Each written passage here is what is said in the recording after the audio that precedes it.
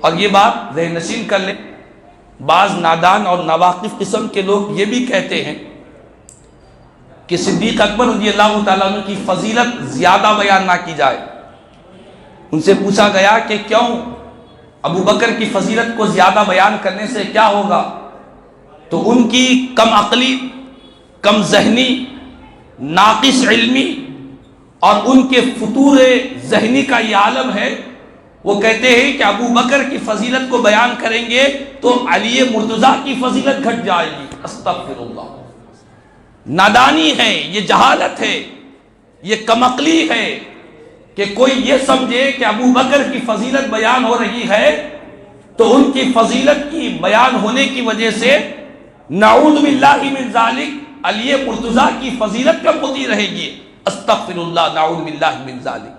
اگر یہی بات مان لی جائے تو کیا اس کا الٹا ہو سکتا ہے کہ علی مرتضیٰ کی فضیلت بیان کی جائے تو ابو بکر کی فضیلت گھٹ جائے؟ ہرگز نہیں ہے۔ اہل سنت والجماعت کا عقیدہ یہی ہے کہ کسی صحابی کی فضیلت بیان کرنے سے کسی دوسرے صحابی کی فضیلت گھٹنے والی نہیں ہے۔ حد تو یہ ہے کہ ابو بکر کی فضیلت سنانے والے علی مرتضیٰ ہے اور علی مرتضیٰ کی فضیلت سنانے والے صدیق اکبر ہے۔ جب یہ عظیم ہستیاں ایک دوسرے کی فضائل سنانے میں کوئی بخالت نہیں کر رہے ہیں، کوئی کنجوسی نہیں کر رہے ہیں، تو ہم جیسے ان کے غلام، ان کے وفادار، ان کے نام لیوا، ان کے ٹکڑوں پر پلنے والے، اگر ہم ان کی فضیلتیں بیان کریں گے تو ہرگز کسی دوسری صحابی کی فضیلت میں کوئی کمی ہونے والی نہیں ہے۔ ابو بکر کی فضیلت اپنی جگہ، علی مرتضیٰ کی فضیلت اپنی جگہ۔ جس صحابی کی فضیلت بیان کرے یہ ہمارے لیے بخشش اور نجات کا ذریعہ ہے۔ میرے آقا نے فرمایا اصحابی کالنجوم فبأیہم اقتدیتم اہتدیتم۔ لوگوں، میرے صحابہ کے بارے میں یہ خیال نہ کرنا کہ ایک کی فضیلت کریں گے تو دوسرے کی فضیلت گھٹے گی، ہرگز نہیں۔ میرے آقا نے فرمایا کہ میرے تمام صحابہ روشن ستاروں کی طرح ہے، روشن ستاروں کی طرح ہے۔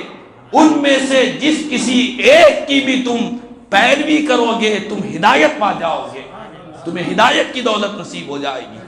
تو بہرحال اس عقیدے کو، اس نظریے کو، اس فکر کو، اس خیال کو اپنے ذہن و دماغ سے نکال پھینکے، اس شیطانی وسوسے کو اپنے دل و دماغ سے نکال پھینکے کہ کسی صحابی کی فضیلت بیان کرنے سے کسی دوسرے صحابی کی فضیلت گھٹنے والی نہیں ہے۔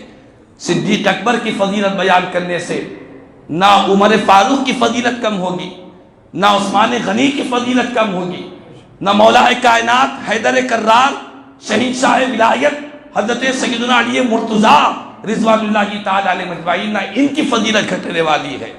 عقیدہ اہل سنت یہی ہے کہ تمام صحابہ کرام فضیلتوں کے تاجدار ہیں، تمام صحابہ کرام عظمتوں کے ستارے ہیں، تمام صحابہ کرام سے محبت یہ ایمان کی علامت ہے، تمام صحابہ کرام سے عقیدت یہ بندے کی ہدایت کا ذریعہ ہے۔ کسی ایک صحابی رسول کی فضیلت بیان کرنے سے کسی دوسری کی فضیلت گھٹنے والی نہیں ہے۔ تو اہل سنت والجماعت کا یہ عقیدہ ہے کہ تمام صحابہ فضیلت والے، عظمتوں والے، برکتوں والے اور شان و بلندی رکھنے والے ہیں، اور ان میں سب سے افضل ترین ذات صدیق اکبر رضی اللہ تعالیٰ کی ذات بابرکت ہے۔